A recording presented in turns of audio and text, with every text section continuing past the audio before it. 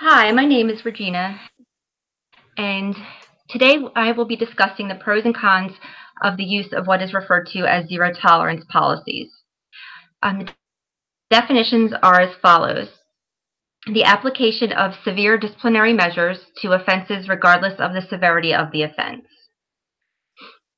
Second definition, zero tolerance school discipline policies are generally considered to be those that mandate typically severe consequences for specified offenses regardless of circumstances.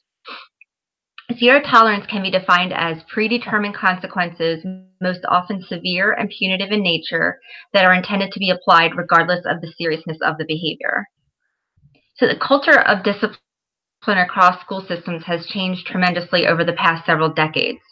Instead of handling discipline based off of the circumstances around the offense or taking into consideration the punishment on a case-by-case basis, there have been a number of historical events that have shaped what we see as zero tolerance policies today. Administration, the term zero tolerance was first used and supported in the military as a reaction to drug use by sailors while they were serving the country. By the mid-1980s, this term zero tolerance was being used in legislation for policies in schools. The history of the term zero tolerance can be traced back to the 1980s when state and federal efforts came up against what is known as the war on drugs. The term zero tolerance started applying to environmental pollution, trespassing, and harassment. From this came the broken window theory. This was used as an analogy to show if there are two broken windows in an abandoned apartment building that go unrepaired, this will attract squatters. Once the squatters arrive, bigger crimes will begin to occur, such as more broken windows and fires, which results in the entire building being damaged. The theory suggests cleaning up minor offenses to discourage and avoid these smaller crimes morphing into more serious crimes in the future. By the 1990s, schools were using this policy for minor infractions such as smoking, disruptive behavior, and fighting. This increased the suspension rate from 1.7 in to 3.1 million in 2001. There was the addition of police on campus around that same time, which spiked the number of children that ended up in the juvenile justice system. This is known as the school to prison pipeline. By 1990, Gun-Free Schools of America was put into place. This policy mandates a one-year expulsion for having firearms on school property. In 1994, the Safe and Drug-Free Schools and Community Act was passed by Congress. Then in 1997, more than 90% of public schools reported the usage of zero tolerance policies. In 2000, increases in school violence with shootings that took place in Lancaster, Pennsylvania, Bailey, Colorado, and Casanova, Wisconsin, resulting in the deaths of a total of 6 students and 1 principal. The media coverage implanted fear in the country, and public opinion was in favor of zero tolerance policy and harsh penalties for students who brought weapons to school. In the face of such publicity, legislators do not wish to appear soft on crime and violence. This brings me to our first point, that zero tolerance policies are widely ineffective and fail to address the specific needs of the students, thus doing nothing to affect actual rates of insubordination and safety. Zero tolerance policies have been shown to lack treatment fidelity, meaning that they are implemented with a wide range of inconsistency. Only a small amount of expulsions and suspensions are due to an incident in which student and school safety are threatened. Rates of suspension and expulsion are higher in schools which have principals who are in favor of zero tolerance policies. There is no data to support the theory that zero tolerance policies reduce disruptive behavior and violence in schools. Data shows that students who are removed from school as a result of zero tolerance policies have poor outcomes in academic achievement. These students have lower graduation rates, are more likely to drop out of school, and will probably have some contact with the criminal justice system in the future. Zero incorporate high need of suspension and expulsion in school systems as a way to punish bad behaviors that range from bullying to having possession of cough drops and nail filers, which have proven to be ineffective school disciplinary practices and not tailored to the individual student. Instead, the data suggests that suspension, expulsion, and the increased use of law enforcement in school are risk factors for a range of negative and academic and life outcomes. The right to an education, a free public education, was the right that the working class at the turn of the century fought hard for. With the policy expelling and suspending children from school, this is the right that's denied to them. What makes this even worse are the reasons behind most of the suspensions. Majority of the suspensions are for violations of the school policy that are ambiguous. As mentioned multiple times throughout this debate, minorities, children with disabilities, and children with multiple risk factors are the most impacted by zero-tolerance policies. Schools are supposed to treat all. This is an ideal that should permeate through all schools. The ideals schools impart to the student must be demonstrated on a daily basis. If there is a discrepancy between what should be portrayed as ideal and what the school is actually practicing, how are children supposed to have confidence in the school system and to feel protected? The zero-tolerance policies are not in sync with what's fundamentally American, which is being treated as equals and the ideal of fairness. In addition, it's disconcerting that a policy implemented by a school system would not be child-centered. Kelsey will now give her side on why zero tolerance has remained in place, even with this sobering research showing its ineffectiveness. So Regina has just explained the origin and the many reasons why zero tolerance policies are unfavorable, but why are they continuing to survive if there's data suggesting that they are ineffective? A lot of the responsibilities fall on the perceptions of the public. So these policies essentially show the community that an institution strongly disagrees with whichever subject the zero tolerance policy enforces. For instance, let's say a parent has bullying concerns and comes in to tour or enroll their child into your facility, and they ask, what do you do in instances of bullying? Stating that we have a zero tolerance policy for bullying is a great way to instill confidence in your facility as a choice that's going to look out for their child's safety. Safety is a parent's main concern. In 2015, a survey conducted by PISA was sent home with students across 11 countries. It was found that a parent's main concern was a pleasant environment and a school's reputation over concerns about academic achievement. The research found that many parents consider safety as their number one concern when choosing a school, and this reflects in a parent's growing anxiety about bullying and violence in and around schools. With ensuring parents that safety is a main concern, institutions employ these policies as good public relations tactics. It's a great way to communicate to parents that they are on the same page with concerns of safety. They also avoid reputational issues, which is another concern of parents. By handling situations equally, they are limiting the personal accountability of individuals within the school system that create the consequences for behaviors. No one individual is suspending your child. The school has a policy that must be adhered to. Opposers of these policies state that repercussions should be individualized. However, a survey by Finley in 2008 found people who believe zero tolerance policies provide consistent guidelines for educators and for the public, who in many instances equate fairness with consistency. So to many people, consistent repercussions for all infractions translates to fair treatment, and larger institutions who need to please the most amount of people in order to avoid conflict and maintain their reputation continue to employ zero tolerance policies. Another perception supporting the continued use of these policies by Skiba in 2014 was the idea that by not reacting to lesser infractions will lead the way to bigger problems in the future. Specifically speaking, it was found that people who believe that violence and disruptive behaviors are not addressed will lead to more intense violence and disruption in the future. Finally, saying as an institution that we do not have a zero tolerance policy for weapons, violence, bullying, etc., is not going to be well received in the public's eye, as it suggests that you will tolerate some forms of this behavior. So although these are merely perceptions and there is evidence supporting other measures of addressing concerns, institutions cannot necessarily change their stance until the public changes theirs. Regina and Kelsey have just explained the positive and negative views of zero tolerance policies and its effect on students in regards to insubordination and safety in schools. To help support the argument of the inconsistency of zero tolerance rates and suspension rates, statistics show that although zero tolerance policies claim to provide consistency, the disproportionate rates of suspensions are anything but consistent. For example, a study done by Karen in 2016 shows that suspension rates for Black students is 16%, while suspension rates for white students is only 5%. They also fail to thwart offenders, as students who are expelled or suspended are more likely to have disciplinary issues in the future. Research done by Skiba found that school violence rates have stayed stable for 30 years, meaning that these policies need to be addressed since they are acting simply as a tactic to pacify the public, rather than contributing to the actual safety of those involved. The current graph displayed on the screen depicts annual estimates of three different of 3 different minority rates, estimates of 3 different types of punishment practice in schools categorized by race.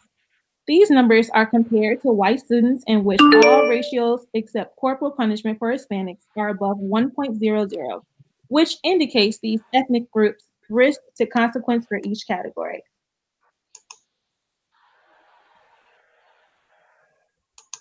The following point covers the perception that zero tolerance policies in the schools do not allow for individualized consequences to be considered for their students. Some of the risks that are subjected to happen due to not having individualized consequences include falling behind academically, dropping out of school, and ending up in the juvenile justice system. If this is the possible outcome for majority of students who do not receive individualized consequences in schools, do we have evidence that zero tolerance policies address inappropriate behaviors effectively?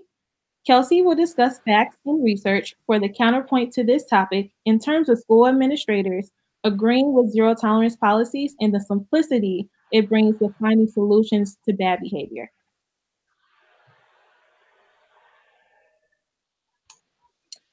Zero tolerance policies are a band-aid approach and do not allow for more appropriate consequences to be considered. If we do not individualize consequences for each situation, we are not properly handling the root causes of issues, which makes it difficult for students to see success. There is no data as of research done in 2014 that supports out-of-school suspensions as a strategy to reduce disruptive behavior. When students are expelled or suspended, they are being deprived of their right to education or are receiving subpar educational instruction. In 2014, SCIBA has shown that students that are subjected to the utilization of this policy are at an increased risk of falling behind academically, dropping out of school, and ending up in the juvenile justice system, which sets these children behind and decreases the chances of them living successful lives and contributing to society. For students who are suspended or expelled, the stakes are even higher. Students are deprived of educational services and, at best, referred to substandard alternative schools. Many states fail to offer any access to alternative schools. Students are left to fend for themselves, and if they are reinstated, are now further behind their peers and more likely to be suspended again. In fact, rather than deterring disruptive behavior, the most likely consequence of suspension is additional suspension. The American Psychological Association in 2006 reported finding no evidence that zero tolerance is associated with negative outcomes for youth, academically, socially, emotionally, and behaviorally. This includes a decreased commitment to education in light of perceptions of unfair treatment. States have responded to the growth of violence in their schools by passing zero tolerance legislation. Many states pass these regulations providing for immediate suspension or expulsion when a person on school grounds possesses a weapon. In Michigan, the law provides for permanent expulsion when a student is found with a weapon on school grounds, or when a student is found guilty of arson or rape. What makes the Michigan law so unusual is that it provides the permanent expulsion without any alternative education setting or any opportunity to return to school. The strict liability in schools does not achieve the goal of preventing violence. It only removes some of it from the school grounds. By not providing any alternative means for a student to achieve any education, the zero tolerance legislation is doing more to encourage crime than prevent it. According to the Behavior Analyst Certification Board in 2014, Code 4.09 states that least restrictive measures behavior analysts need to review and appraise the restrictiveness of procedures and always should recommend the least restrictive procedures likely to be effective. So Amber has explained all the potential pitfalls of using zero tolerance policies and how they can negatively impact the future success of students. She states that individualized consequences would be best practice for appropriately addressing infractions to policies. The issue lies in the amount of time available to school administrators. Yes, it would be wonderful to make a plan for each issue that arises, but realistically, how will admin, who are not likely familiar with the functions of behavior, be able to execute things appropriately? The school and staffing survey given by the U.S. Department of Ed found that in both public and private schools, administrators, who are typically the ones responsible for doling out disciplinaries, spend the largest percentage of their time on internal administrative tasks. Student interactions, defined as providing discipline and academic guidance, is third on their list. Most administrators are not spending their time with the students, making it difficult for them to create the individualized and appropriate repercussions. Opposers see these policies as a Band-Aid approach, but unfortunately a Band-Aid approach is better than the issue not being approached at all or approached by those who are not familiar with their students. Not enough administrators are trained in less restrictive interventions, so individualized consequences have a high risk for failure if not under the guidance of those trained in these principles. If schools do not make serious efforts to educate their staff, inappropriate consequences will continue to be issued. And making that shift will be difficult. Finley in 2008 found that administrators approve of zero tolerance policies as they are a time-efficient method for addressing disciplinary concerns. They found that since school officials have such a heavy workload, formula-based or zero tolerance policies are simplistic and easy to impose. Additionally, there is little time in the day to creatively address behaviors. Administrators also feel that suspensions and expulsions provide a needed cooling off period for school officials, parents, and students while sending strong messages that certain behaviors will not be tolerated. So in order to address the high frequency of disciplinary issues throughout the school day, zero tolerance policies are allowing school administrators to realistically enforce some sort of consequence rather than doing nothing at all. And although opposing views prefer individualized consequences, Skiba in 2014 states that although not ideal, zero tolerance policies have some merit in addressing behaviors effectively. It was found that witnessing or knowing that a strong punishment has been utilized against one student has shown to deter other disruptive students. The philosophy is that these policies are creating defined expectations, so students are less likely to act out as they are aware of the repercussions prior to engaging in the infractions. Another viewpoint believes that codes of ethics should protect these students' rights, but unfortunately, students negatively affected are not always under the care of behavior analysts, may not be diagnosed, or don't have IEPs, so they are unprotected by codes and laws that would otherwise advocate for them. Behavior analysts are obligated to advocate for clients, such as the client's right to a therapeutic environment, the right to a competent behavior analyst, or the right to the most effective treatments available. But without having these codes protecting them, is it ethical to expect administrators to properly utilize principles of ABA without formal training?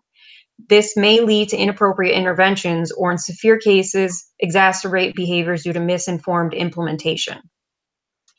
So I'm going to pull up a graph.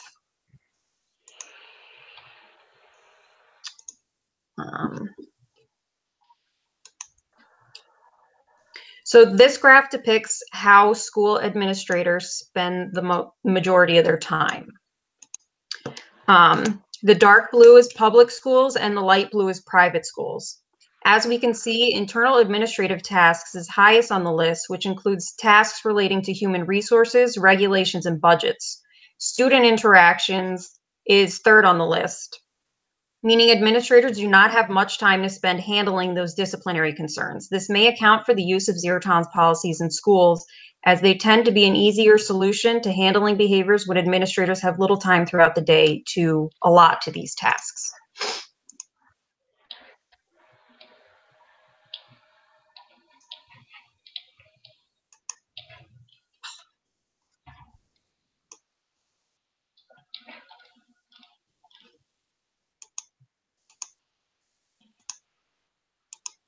Hold on.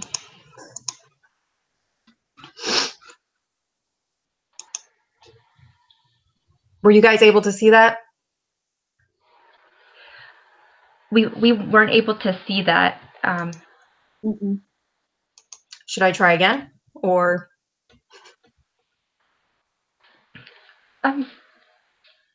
Sure, try again, and then if not, we can maybe show it at the end, or. Is it screen sharing? Mm-hmm. Okay, so I'm sorry about that. This is the graph. So the first or the highest is internal administrative task, and the student interactions is third on the list.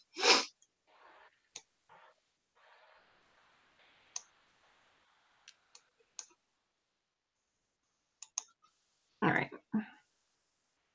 How do you guys feel about that?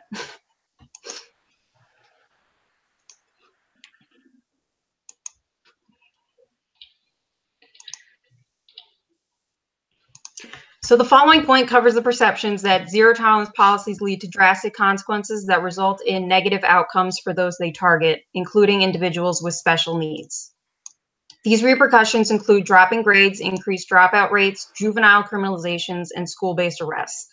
I will review the point and provide some examples supporting this statement. Amber will discuss the counterpoint to this topic and some of the successes seen while utilizing strategies such as on-campus cops, and Regina will provide some research on the topic. So there is no shortage to the examples of when zero tolerance policies led to drastic consequences. The following cases, reported by the Justice Policy Institute in 2009 and the Advancement Project in 2005, outlined incidents subject to zero tolerance policy. A 17-year-old shot a paperclip with a rubber band at a classmate, missed, and broke the skin of a cafeteria worker. That student was expelled from school. A 9-year-old on the way to school found a manicure kit with a 1-inch knife. The student was suspended for 1 day. A student diagnosed with hyperactive disorder warned kids in the lunch line to not eat a certain food or I'm going to get you. The student was turned in by the lunch monitor, suspended for 2 days, referred to police by the principal, and police charged the boy with making terroristic threats. He was incarcerated for 2 weeks while awaiting trial. In another example, 2 10-year-old boys from Virginia were suspended for 3 days for putting soapy water in a teacher's drink. The teacher urged police to charge the boys with a felony that carried a maximum sentence of 20 years. The children were formally processed through the juvenile justice system before the case was dismissed months later. So as these examples outline, the right to the students to an appropriate repercussion for their actions has been vastly overlooked. These minor infractions led to disproportionate consequences.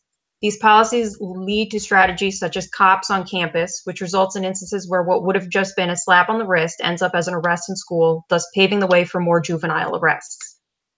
The Gun-Free Schools of America Act was originally developed to require punishments for weapons-related infractions, but has since encompassed non-violent violations like tardiness and disorderly conduct.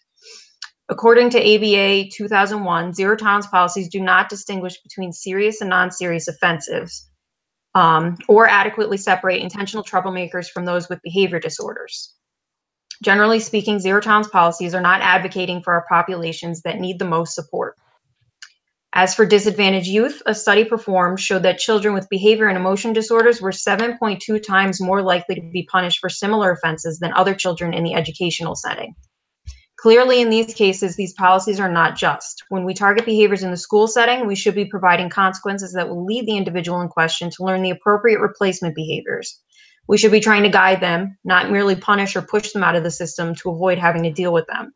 The majority of disciplinaries fail to acknowledge escape-maintain functions. For instance, if we look at these policies as behavior analysts, if a student's behavior is escape-maintained and they become aggressive to the point that they are expelled due to zero tolerance policy, we have done nothing but reinforce aggression by temporarily allowing them to escape the demands of school and thus increase the future probability of engaging in behaviors. This does nothing to benefit the child as they are spending less time in the academic setting and have learned an inappropriate behavior tactic to avoid school. Additionally, zero tolerance policies may be negatively reinforcing to staff as they have to handle that child throughout the day, resulting in staff potentially suggesting more out-of-school suspensions in the future. In sum, zero tolerance policies need to acknowledge whether or not they are using least restrictive options, and if they are effective at decreasing undesired behaviors. If there are less drastic options available that are indeed effective, it is appropriate to continue their use. It is inappropriate to continue their use. These policies are the easy solution, but when attempting to help disadvantaged or diagnosed populations, easy is not the answer they need in order to succeed. Even though zero tolerance policies claim to lead to drastic consequences that result in negative outcomes for those that they target, zero tolerance policies, including cops on campus, create a safe school environment. Research quoted in Finley's article states that some school districts have directly linked a decrease in violence in their schools to the implementation of zero tolerance policies. For example, McAndrew in 2001 cites statistics that indicate a 95% drop in violent behavior on campus at a school in Tacoma, Washington, and a 50% drop in drug-related offenses at another school in New Jersey.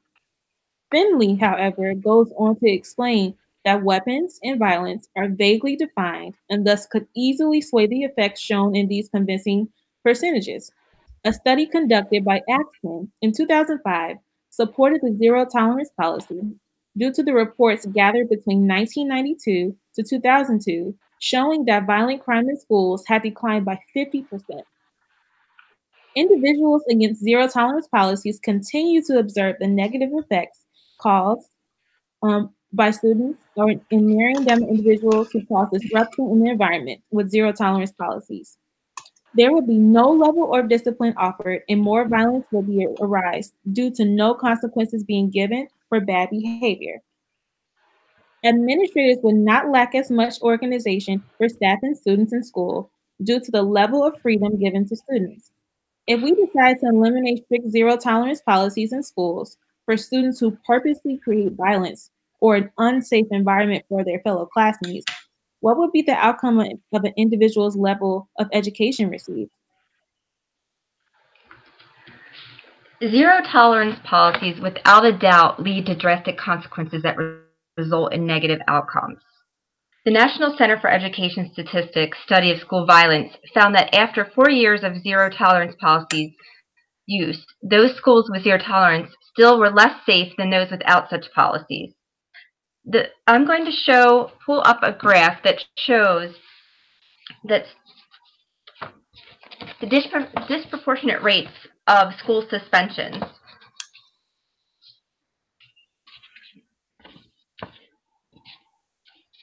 That's good. This graph shows the disproportionate rates of minorities, specifically the Black population. Black students represent 16% of total students enrollment from pre-K to 12th grades, but 32 to 42% of students expelled or suspended, whereas white students make up 51% of the population and represent 31 to 40% of suspensions and expulsions.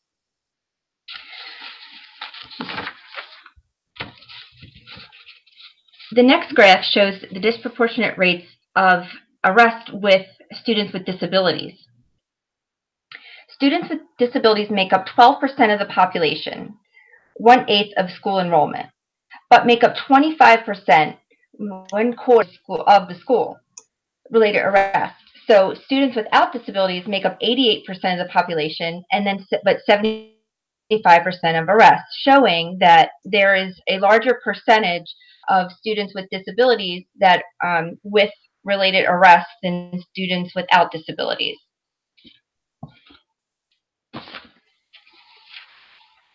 And this was identified under the Individuals with Disabilities Act.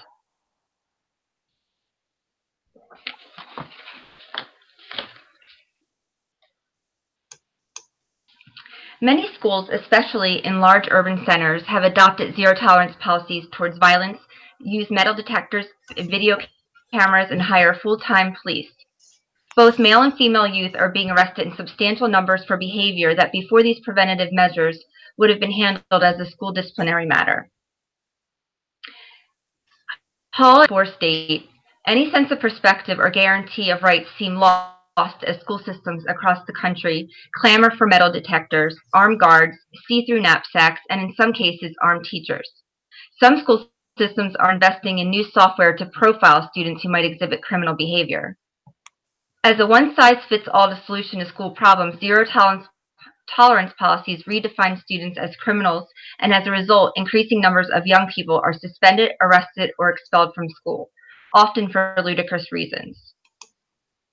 With all the research pointing to stripping away a student's rights, self-esteem, and hope for a successful future goes against Ethical Code 2.09, Treatment Intervention Efficacy. Clients have a right to effective treatment based off of research literature. Behavioral analysts review and appraise the effects of treatments. Again, points showing that multiple studies have been conducted on zero tolerance and majority prove adverse effects. If society is continually showing the detrimental impact on our children, why does this policy still exist? Children bring to school different characteristics, personalities, and some come from homes with multiple psychosocial stressors. These are identified as risk factors. The risk principle depicts children who are at high risk for disruptive behavior and that are vulnerable to entering into the juvenile justice system. For all children, but specifically this population, being in school is a protective factor. Zero tolerance policies are counterproductive to the goal of improving the livelihood of these children. It's proven that out-of-school suspensions increase the risk across the board with all children, that their behavior will become worse and not improve. A longitudinal study of elementary and middle school children and discipline found that risk factor for poor academic progress and dropping out of school when there is a history of out-of-school suspensions. The Texas Youth Commission reported a 27% increase in the number of youth with mental disorders entering the juvenile justice system between 1995 and 2001. Children with mental and emotional disorders are likely to have academic chance of success decreases when they're suspended or expelled from school. 73% of youth that did not graduate were incarcerated within 5 years of graduating. With that being said, what's the solution? If we could get policy officials to hear us out and listen to alternatives to zero tolerance policies, what would that look like? What would we suggest? Strategies that could address the problem. In a study conducted by Green, Maynard, and Stagina in 2018, 10 alternative recommendations to achieve the desired outcomes for school leaders were presented. In this debate, 3 alternative recommendations will be discussed. The first is the use of explicit expectations. When trying to improve the teaching environment, the primary focus should be on teaching appropriate behaviors as a proactive strategy to achieve the desired behaviors of students. Previous research has shown that by teaching the expected behaviors, that there is a significant decrease in the undesired behaviors and an increase in the expected behaviors of the students. A second alternative could be the use of differential reinforcement. Differential reinforcement incorporates withholding reinforcement for undesired behaviors and providing reinforcement for desired behaviors. Once the undesired behavior has been decreased and the desired behavior has increased, the higher rates of reinforcement can be faded and to be provided intermittently to continue to encourage desired behavior. A third alternative could be by increasing engagement over time. One of the key steps of building compliance is a sense of trust over time. To build these relationships will take consistent expectations, communication, and routines. This can be conducted through outreach programs and by collaborating with the families from the start so that the outreach to them is not always in a time of crisis. The alternatives listed above align with the ethical principles of respecting autonomy, treating others with caring and compassion, and according dignity. To increase independence and improve self-esteem instead of stripping a child's self-worth and dignity, as zero tolerance policies aim for, this improves the chances of good behavior and long-term successes. In addition, the procedures of behavioral analysis such as fading, reinforcement, and modeling all work toward the goal of respecting autonomy and utilizing positive reinforcement first as opposed to punishment, which the zero tolerance policy lacks. Zero tolerance policies goes against 4.08 of the BCBA policy, Considerations Regarding Punishment Procedures, which states behavior analysts recommend reinforcement rather than punishment whenever possible.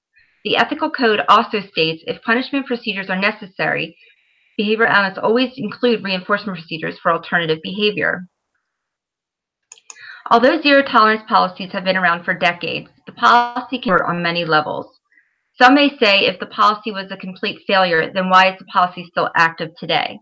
Research continues to show the policy is lacking in fidelity and has disastrous outcomes. On the other hand, is it better to have a policy implemented that is time efficient and does not have resources that individualized behavioral treatment plan would entail? In addition, Finley 2008 found people believe zero tolerance policies provide consistent guidelines for educators and for the public, who in many instances equate fairness with consistency.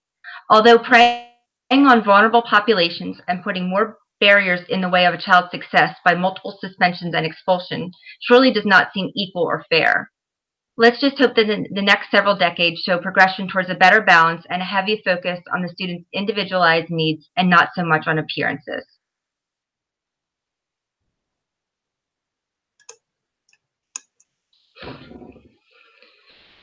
So this comes to our conclusion on the pros and cons of zero tolerance policies.